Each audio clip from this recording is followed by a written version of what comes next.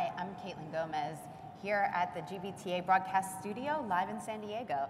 And I'm excited to have with me today some old friends, John Rizzo from Deem, nice to see you, and David Grace from Enterprise Holdings. Nice to see you both. Nice to see you. Thanks for joining us. Sure. So travel technology and innovation, right, it's such a hot topic year after year, and everyone's always talking about what's the latest and greatest. But you know, for me personally, and we were talking about this earlier, it's something to be said for companies that really stand the test of time.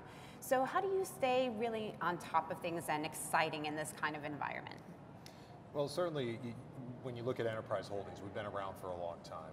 And when you take a look at our innovation and the way we've already led the industry and will continue to lead the industry, we do it on many levels. And we've leveraged technology over the years, whether it's within our replacement business, car rental business, and the industry-leading apps, car share that we do, ride share, fleet sales, those type of things.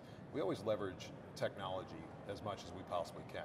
But always at the backbone is our team of employees that really make the difference. Mm-hmm. And you got to make sure you're balancing the technology side with the human interaction is very important for us. But as we look at it going forward, we're certainly taking an approach of letting us take a look at the market from a pragmatic standpoint and building consensus around where do our customers want us to go. Because that's what always builds who we are and what we're going to do. And certainly we're going to be there, we're positioned better than anybody else from a financial structure, fleet management standpoint, to be there at the end of the day, and that's the path we're headed down. John? Well, we think the relationship is fantastic because Silicon Valley startups are moving at a super high rate. We're not too concerned about the status quo or what exists, and that makes innovation possible. Mm-hmm. But the great thing about a relationship with Enterprise is that we've got a partner with incredible scale, practical application in the marketplace, and they can temper, if you will, our enthusiasm for things with guidance and teamwork in a way that helps the customer benefit greatly while we can innovate on top of a very stable and fast-growing and interesting business. So it's a fantastic combination between the two companies. And you pointed out something that I think is really important, especially in the travel industry, and that's relationships and people. And both of you have a reputation for having excellent people driving behind it.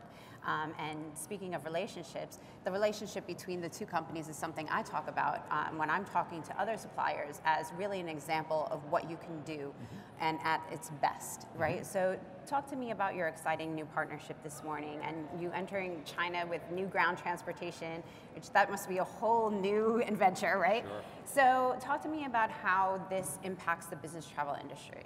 So when you look at China, China is certainly different than most other markets in which we operate, and we call it car rental just by habit more than anything else, but really what it is car and driver, because you can't rent a car in China unless you have a Chinese driver's license.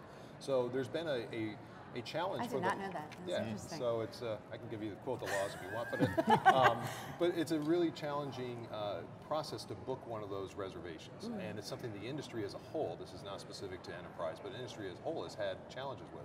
So we've been there for a while, and Deem had a perfect solution for us to be able to solve that problem, both either directly through Deem Ground Force or through multiple GDSs, where it becomes part of the PNR, and that answers a lot of the questions around duty of care and tracking and reporting. So we're very excited that this is something that we're going to start in China, and it's to the point where we've taken the national car rental brand and we're modifying and having an offshoot of it called National Car and Driver to represent these type of opportunities. So we will be operating over there, not under our partner name, but under the National Car and Driver name. So when you show up, you will see the National Car and Driver sign. That's really interesting. So it's pointing to how different the regions are and how you have to customize your solution no matter where you are. And it's excellent that you were able to pivot and come up with a solution for them. So well, we've got a network called Groundwork of 15 preferred operators, 500 operators, panning out to 5,000 affiliated operators, 50,000 cars, but it's all global, but without China. China's now the biggest travel market in the world. Absolutely. And as David pointed out, the requirements for renting a car, they're quite different. Not only that, in China, Google's not an opportunity to do mapping. So if you're using Google Maps domestically, it doesn't quite work well in China. So a ton of technology work has to go into change to make it appropriate for that market, and we were able to modify our Groundwork platform so that all the customers who are currently using Groundwork can now book National Car and Driver in China. All the customers using our workforce travel platform can do the same thing.